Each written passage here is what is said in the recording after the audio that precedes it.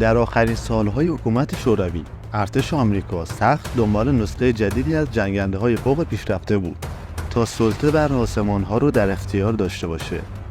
در واقع همین برنامه‌ریزی‌ها در دهه 80 میلادی بود که سرانجام از دل اون گرانترین و پیشرفته‌ترین جنگنده جهان یعنی F-22 رپتور بیرون اومد.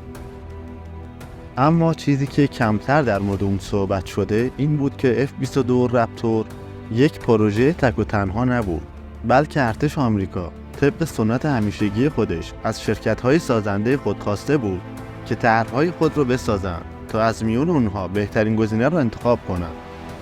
شرکت‌های دعوت شده به این رقابت مثل همیشه لاکهید مارتین و نورثروپ بودن. این دو شرکت در اواخر دهه 80 میلادی نمونه‌های اولیه خود رو ساختن که نمونه نورثروپ YF-23 نام گرفت که دو نمونه از اون با اسمهای بیوه سیاه و شبح خاکستری ساخته شد. لاکهید مارتین هم جنگنده خود رو YF-22 یا همون F-22 نامید. طرح نورثروپ دارای پنهانکاری بیشتر، قابلیت تسلیحات بیشتر، شعاع عملیاتی بالاتر و سریعتر بود، ولی چابکی اون از F-22 کمتر بود. ارتش آمریکا در اون زمان مانورپذیری بیشتر رو اولویت خودشون قرار داده بودن، چون میخواستن در برابر هواپیماهای مافوق صوت شوروی برتری بالاتری به دست بیارن.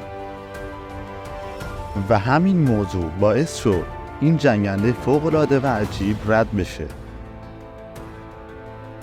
YF-23 یک جنگنده غیر متعارف با ظاهری غیر متعارف، بالهای الماسی شکل، بدنه با مساحت قابل توجهی برای کاهش پس‌های آرودینامیکی در سرعت‌های فراسود و مافوق صوت و یک دم وی شکل تمام متحرک بود. کابین خلبان در نزدیکی دماغه هواپیما برای دید خوب خلبان قرار گرفته بود.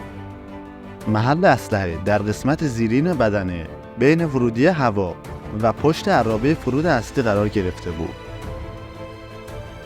این جنگنده توسط دو موتور توربوفن که هر یک به شکل مجزا در یک محفظه کار گذاشته شده بود نیرو می‌گرفت. ورودی هوا به شکل اس طراحی شده بود تا از کمپرسورهای محوری موتور در برابر امواج رادار که وارد ورودی هوا میشد محافظت کنه. این هواپیما به جای خروجی متغیر مثل F-22 دارای خروجی‌های موتور ثابت بود. قبل از گفتن بقیه اطلاعات ممنون میشم چنل من رو سابسکرایب کنید و اگر نظر یا انتقادی دارید برام کامنت کنید. سطوح کنترل پرواز توسط یک سیستم کامپیوتری مدیریت مرکزی کنترل میشه.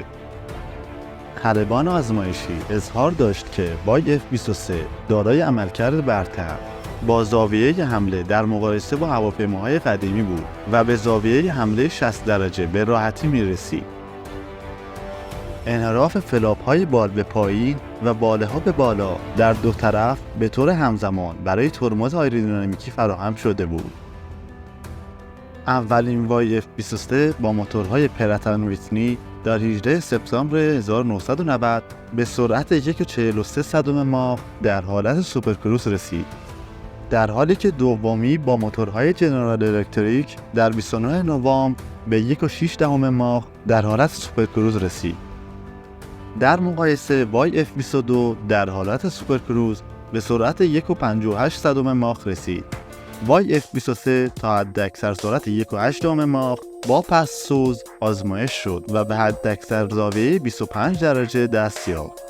محفظه تسلیحات هواپیما برای پرتاب تسلیحات پیکربندی شده بود و برای آزمایش اکوستیک محفظه سلاح استفاده میشد، اما هیچ سلاحی شلیک یا پرتاب نشد. اما لاکهید مارتین F-22 موشک‌های ایم 9 سایدویندر و ایم 120 آمرام رو از پیش نمونه YF-22 خود با موفقیت شلیک کرد. سرانجام در سال 1991 فرمانده نیروی هوایی اعلام کرد که YF-22 برنده این رقابته. حالا به نظر شما این نتیجه عادلانه بود یا باید YF-23 برنده رقابت‌ها اعلام می‌شد؟